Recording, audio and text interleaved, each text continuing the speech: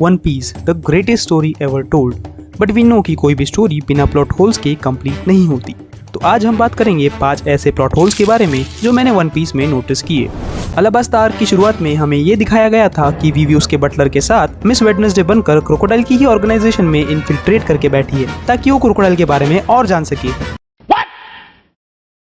Really?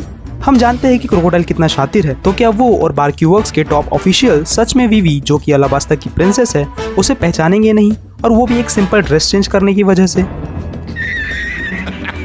और क्या सच में क्रोकोडाइल भी इस बात को नजरअंदाज करेगा कि जिस किंगडम को वो टेक ओवर करने की कोशिश कर रहा है वहाँ की प्रिंसेस बहुत समय से गायब है? अब इसे क्रोकोडाइल की गलती का हो या ओडा सेंसे का plot whole, but still story के आखिरी मोमेंट तक भी हमें वीवी के इस इन्फिल्ट्रेशन को अनकवर होते हुए नहीं दिखाया गया। अब बढ़ते हैं अपने नेक्स्ट प्लॉट होल की तरफ। प्री अलाबास्ता आर्क के दौरान स्ट्रॉ हैट्स डोरी और ब्रोगी के आइलैंड पर फंस जाते हैं। तब जहां उनका सामना नंबर 3 से होता है वहां जोरो, नामी और ये जहां दिख जाता है ना मेरे को गुस्सा हो रहा था भाई। मोहतरमा वीवी नंबर 3 के वैक्स फ्रूट के असर से स्टैचू बनने वाले ही होते हैं। तभी जोरो वहां से निकलने के लिए अपने पैर को अपनी तलवार से काटने का डिसीजन लेता है और वो अपने आप को अच्छा खासा हर्ट भी कर लेता है, जो हमें नामी के इस रिएक्शन से समझ में आता है। पर थोड़ी ही देर बाद ओडा सेंसे जोरो से एक अलग लेवल का एक्शन सीक्वेंस करा देते हैं। अब हम जानते हैं कि जोरो भले ही डम हो, पर अगर वो कुछ करने की ठान लेता है तो वो उसे पूरा करके ही मानता है। ऐसे में जब जोरो ने अपने पैर को अलग करने का डिसीजन ले ही लिया था तो वो किसी भी हद तक जा सकता है उस डिसीजन को पूरा करने के लिए। सो वी नो कि उसने अपने पैर को ऑलमोस्ट काट ही दिया होगा, और ऐसे में इतना भारी एक्शन सीक्वेंस करना इज नॉट पॉसिबल। नंबर 3 पर आता है मोस्ट फियरसम कैरेक्टर काइडो का suicidal nature. Big Mom Shanks Blackbeard की लाइन में खड़ा ये एम्परर स्टोरी में इंट्रोडक्शन के बाद से ही न जाने क्यों सुसाइड करना चाहता है, और ये स्टोरी नरेशन में भी हमें बताया गया है। बट अगर काइडो को मरना ही है तो उसके पास काफी फुल प्रूफ तरीके हैं सुसाइड करने के, जैसे कि स्काइपी आइलैंड से जमीन की जगह सी में कूदना, मछली गई पानी में छपक छपक, या फिर एक डेविल फ्रूट के होते हुए दूसरा डेविल फ्रूट कंज्यूम करना। अब कुछ लोगों का ये आर्गुमेंट होता है कि वो एक लेजेंडरी तरीके से मरना चाहता था, ना कि किसी सिंपल रीजन से, तो उसके लिए वो वर्ल्ड गवर्नमेंट से ऑल आउट वॉर पर भी जा सकता था, या फिर सीधे डैडी शैंक्स से 1-on-1 फाइट कर सकता था और इससे उसे एक वर्दी अपोनेंट भी मिल जाता। बट उसने इनमें से कुछ भी नहीं किया। सो इससे प्रूफ होता है कि काइडो बिल्कुल भी सुसाइड की मूड में नहीं था, और ये स्टोरी का एक प्लॉट होल या फिर ओडा सेंसे का change of plans in story था। आगे बढ़ने से पहले अगर आप अभी तक वीडियो पर हो तो चैनल को सब्सक्राइब करके बेल आइकन दबाना बिल्कुल ना भूलें। नंबर 4 पर आता है वन पीस का सबसे डिस्प्यूटेड प्लॉट होल, और वो है लूफी को बचाने के लिए उस समय के 1 बिलियन बाउंटी वाले शैंक्स का एक नॉर्मल से सी किंग के अगेंस्ट अपना हाथ खो देना। ओह कम ऑन, हम सब जानते हैं कि शैंक्स ऐसा कैरेक्टर है जो वानो के बॉर्डर पर खड़ा होकर सिर्फ अपने हाकी के दम पर एक एडमिरल को घुटने पर ला सकता है, तो उस समय एटलीस्ट वो एक सी किंग को तो आराम से हरा सकता था।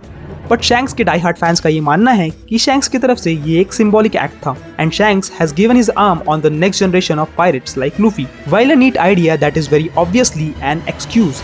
अब इसके पीछे एक और थ्योरी है जो मुझे थोड़ा सा कन्विंसिंग लगती है, और वो है शैंक्स की विलन थ्योरी, जिसके हिसाब से शैंक्स स्टोरी का फाइनल विलन है, और ये सब उसने सिर्फ लूफी का विश्वास जीतने के लिए किया है, ताकि जब मौका आए तब शैंक्स अपने लूफी में कमाए हुए विश्वास के बदले अपना कोई मोटिव लूफी से पूरा करवाए। खैर, इस टॉपिक को डिस्कस करने के लिए काफी समय लगेगा, सो इस पर अगर तुम एक डिटेल वीडियो चाहते हो तो मुझे कमेंट में जरूर बताओ। हमारे लिस्ट में लास्ट और मेरे हिसाब से स्टोरी का सबसे मेजर प्लॉट होल आता है एस एंड वाइट बियर्ड की फाइट।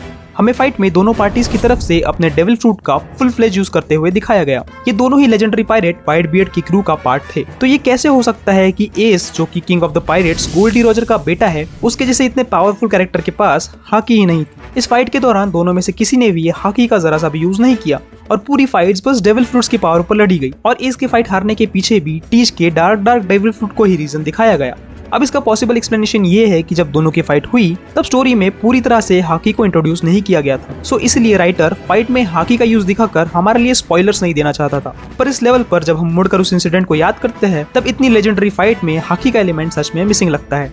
जाते जाते मैं आपको एक बोनस लूप होल्स के साथ छोड़ूंगा जिसका जवाब आप मुझे कमेंट बॉक्स में देंगे, बट उससे पहले मैंने अपने चैनल पर डेविल फ्रूट्स के बारे में ऑलरेडी एक वीडियो डाल रखी है, so make sure bonus fact के एंड होने पर तुम उस वीडियो को जरूर देखो। अब बढ़ते हैं अपने बोनस लूप होल पर। हम जानते हैं कि बिग मॉम सोल फ्रूट की पावर की मदद से किसी भी नॉन लिविंग ऑब्जेक्ट में अपने लाइफ स्पैन का कुछ हिस्सा देकर उसे लाइफ दे सकती है, जैसे कि ज़्यूस और Prometheus. But after the death of Big Mom in Wano arc, Zeus is still alive in Nami's tab, जबकि डेविल फ्रूट यूजर्स की डेथ के बाद उनसे क्रिएट हुए सभी डेविल पावर्स नल हो जाती है।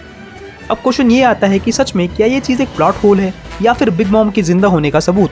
ये तुम मुझे कमेंट में बताओ। और डेविल फ्रूट्स के बारे में और जानने के लिए लेफ्ट वाली वीडियो पर क्लिक करो और मुझे सब्सक्राइब करने के लिए राइट आइकन पर। मैं ओडा सेंसे से कुछ और स्टोरीज लेकर तुमसे मिलता हूँ नेक्स्ट वीडियो में। तब तक के लिए गुड बाय।